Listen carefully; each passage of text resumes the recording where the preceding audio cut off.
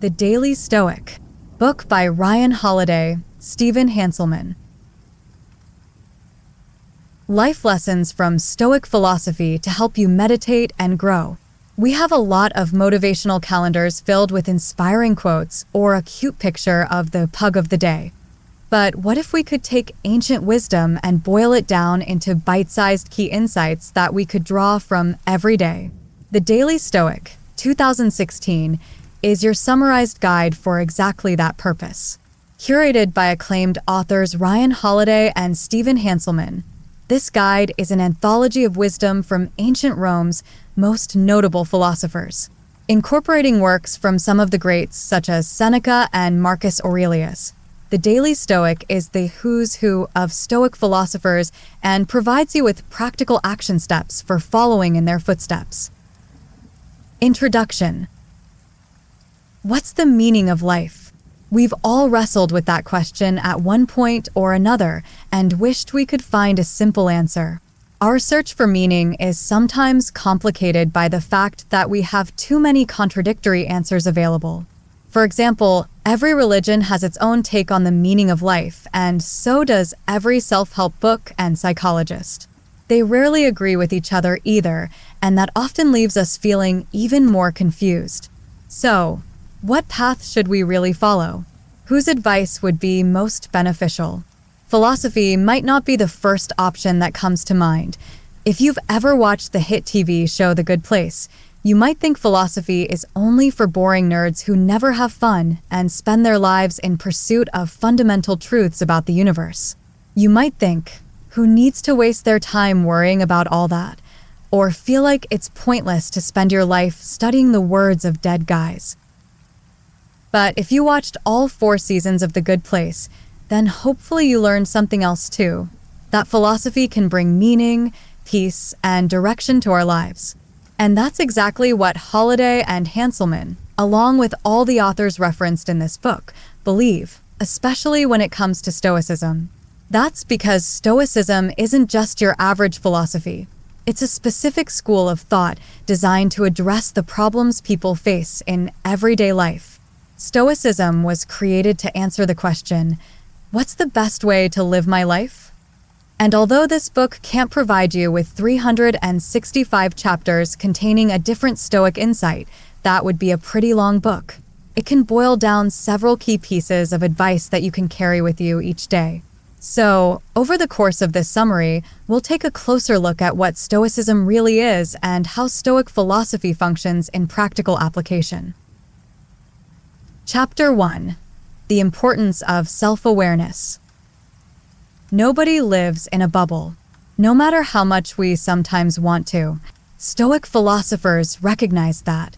They also understood that philosophy doesn't do much good if you never put it in practice. After all, we all know that you can sit by yourself with a book all day long and read and internalize new concepts. At the end of the day, you might come away with a lot of new knowledge, and that's awesome. But that knowledge doesn't help anybody if you don't live by it in the real world. That's why they believed that if you wanted to be a Stoic, you had to practice what you preach. And according to the early philosophers of the 2nd century CE, the first step to doing that was cultivating your self-awareness. Self-awareness can be defined as the conscious awareness of your own personality, individuality, character, and motives. But of course, it goes beyond surface understanding. For example, knowing that you love vanilla-flavored everything and hate chocolate doesn't count as self-awareness. But knowing that you have a tendency to sabotage your relationships because you feel like you don't deserve to be happy is self-awareness at its finest. If you think that doesn't sound like a barrel of laughs, you're not alone. Self-awareness, and, by extension, Stoicism, requires conducting an honest evaluation of yourself and your weaknesses. And most of us really don't like doing that. It's easier to bury those things, after all, or focus on our good qualities. Often, we're afraid or embarrassed of our flaws, and that makes us hesitant to confront them. But if you want to improve as a person, cultivating your self-awareness is crucial. One of the earliest Stoic philosophers, Epictetus, understood that.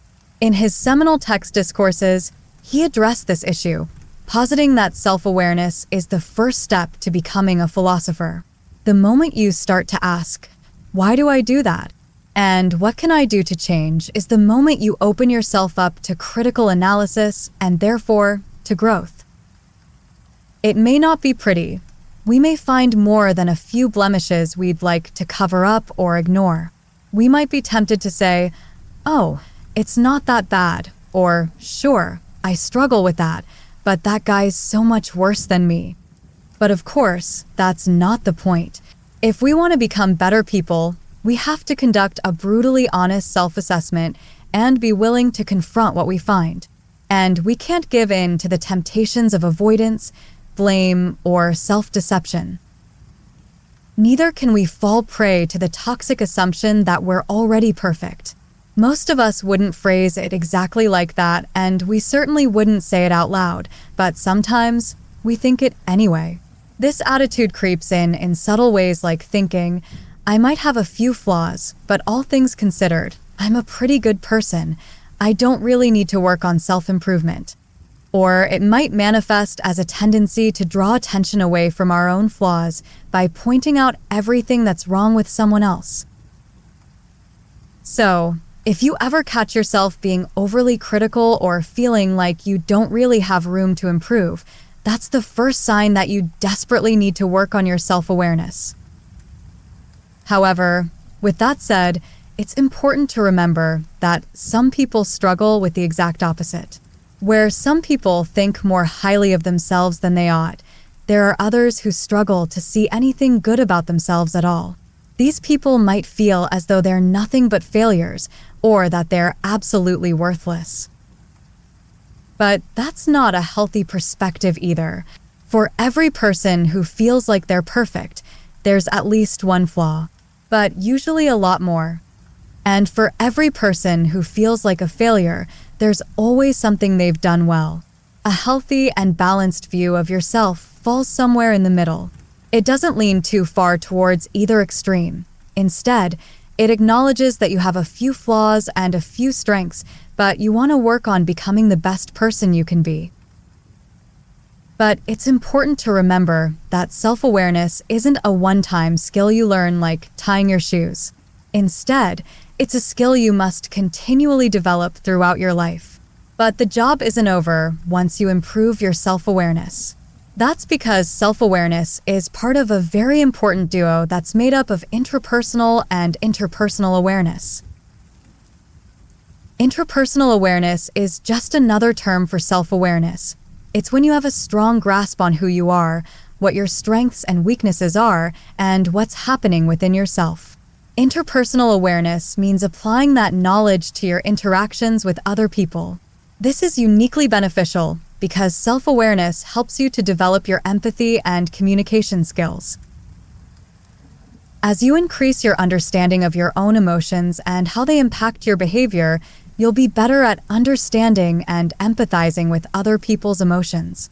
This in turn will make you a better communicator, a better partner, and a better friend. And as an added bonus, these communication skills can help you in pretty much every field of work.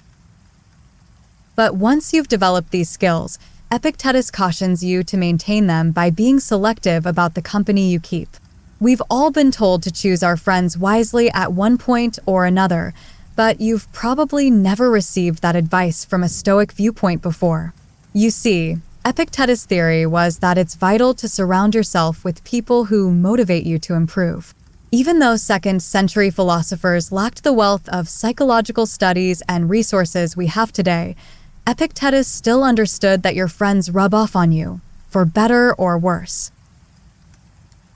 After all, who hasn't caught themselves saying a phrase that's a big part of your best friend's vocabulary? You probably didn't mean to pick up on their speech patterns, but it just happened because that's how it works when you spend a lot of time with someone. So, if you want to be sure that you're growing in the right direction, make sure you're surrounded by good influences. For example, If your self-awareness inventory has shown you that you struggle with being overly judgmental and critical of others, you don't want to spend a lot of time around your perennially dissatisfied pal. Instead, you'll want to make friends with someone who always sees the best in others and motivates you to do the same. According to Seneca, another early Stoic philosopher, a good rule of thumb is to surround yourself with people you respect.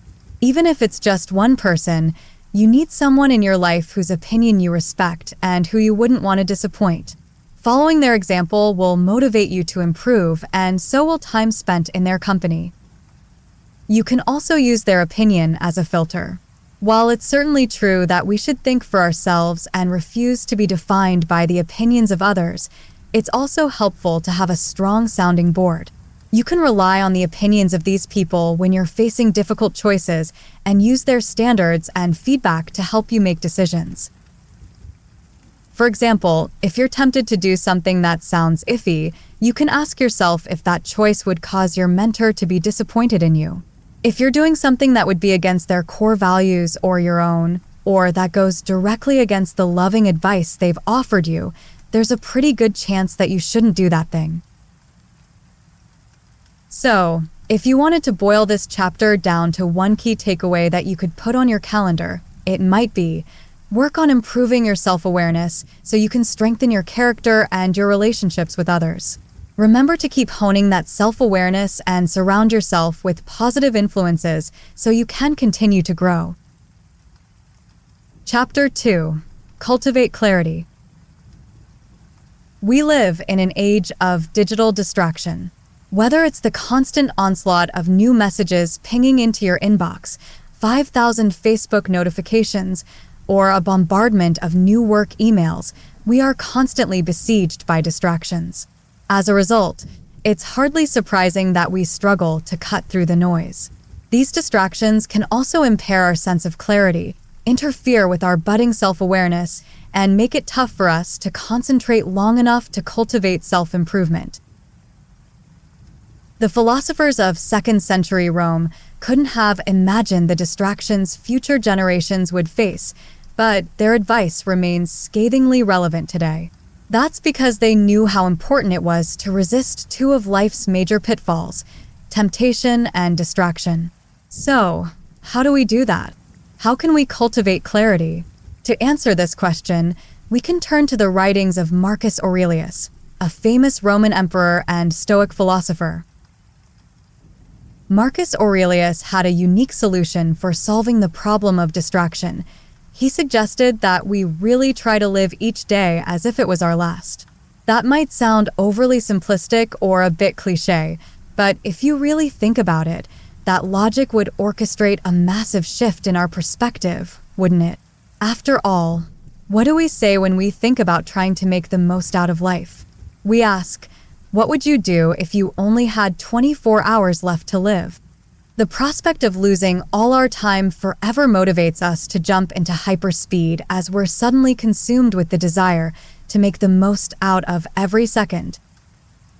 If we think we only have 24 hours to live, we suddenly start working faster, more efficiently, giving our best to the tasks ahead. We put more of ourselves into our relationships. We remind people that they're important to us and show loved ones how much we care. We think differently about our impact on the world and the legacy we'll leave behind. Now, what if we started applying that energy to our daily lives? How much of a difference would that make? Would we continue to waste time scrolling through Facebook when we should be finishing a report? Would we allow ourselves to be distracted by every little thing throughout the day? Or would we find ourselves thinking, every second is precious. I can't let myself get distracted. If we did, we might find that the task of time management suddenly becomes easier. But that strategy might not work for you. So, if you think you might struggle to sustain that illusion for a prolonged period of time, or it simply might not give you the boost you need, there are some other tips that you can try. Marcus Aurelius also advised creating your own personal mantra, something you can repeat to yourself to help yourself stay on track. For example, you could say something like, I have control over my own thoughts. I do not have to be ruled by distraction. But that's just an example. You can adapt your personal mantra to say anything that best suits you. If it helps keep you on task, it's doing the trick. But if neither of these options work for you, relinquishing control can also be another helpful strategy. I will be the first to admit that we often succumb to worry because we think it will help. We worry because we're afraid of the outcome, and because we feel helpless if we don't turn the scenario over and over in our minds, preparing for all the possible worst outcomes. But unfortunately, you've probably noticed that worry never helps. In fact, not only is it never helpful, it just serves to keep us distressed and distracted. And in doing so, it steals our time, our energy, and our joy. But if we can make peace with the fact that we simply can't control some things, we can free ourselves from the shackles of worry. This in turn will help us to focus. If this seems like a lot of focus on the powers of the mind, you're right. The mind was incredibly important to the Stoics because this school of philosophy believed that the mind was the only thing we could control. We can't control our souls or our eternal destiny. We can't control our appearance, and there's only so much we can do to control our physical health, but we can control our minds and the development of our moral character. So, if we turn our attention to the things we can control, our thoughts, the Stoics believed that we could become better and healthier people. We can also learn to discover peace through logic, because if we find purpose in pursuing truth and cultivating clarity, we can relinquish needless stress. Marcus Aurelius even believed that we could use this pursuit of truth to cultivate a healthy daily routine. For example, many of us begin our days by worrying about things we can't control. The traffic during our morning commute, the outcome of a business meeting, or someone else's actions. But if we implement Stoicism in our daily routines, we can start each day by reminding ourselves what we are and are not in control of. And the truth is that we can only really control our actions and reactions. Accepting this can feel empowering, and it can help us to start the day with renewed vigor and peace. And, following Marcus Aurelius' advice, remind yourself of this 3 times a day. You can start first thing in the morning when you wake up, again at lunch to give yourself a midday refresher, and at night before you fall asleep. By doing so, you can fall asleep confident in the knowledge that you've done your best with what you can control and that the rest isn't up to you anyway. Over time, this can also help you to improve your mental health. That's because the techniques employed by Marcus Aurelius are actually the same techniques that are implemented in a therapeutic practice called cognitive behavioral therapy, or CBT. CBT operates on the premise that we need to look inward, analyze our thoughts, and develop our self-awareness in relation to the effect these thoughts have on us. This in turn enables us to recognize toxic thought patterns and restructure them so we can eliminate them in favor of more productive coping mechanisms. So, if you follow the teachings of Stoicism, you're actually getting a little bit of free therapy.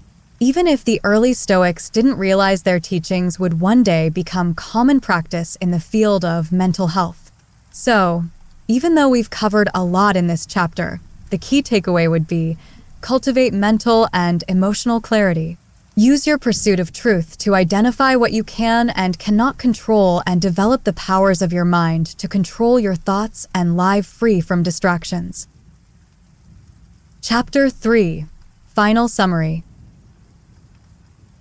We might think of philosophy as being a set of boring and prescriptive rules that only nerds want to follow. But Stoicism is different. Rather than asking us to ponder meaningless questions, Stoicism is practical first and foremost because it was designed to help humans answer the questions they encounter in everyday life. Based on the principles of logic and truth, Stoicism invites its practitioners to pursue truth and wisdom, develop their self-awareness, and cultivate mental and emotional clarity. If you put these values into practice in your daily life, Stoic philosophers believe that you can live a life of confidence, self-driven motivation, and wisdom.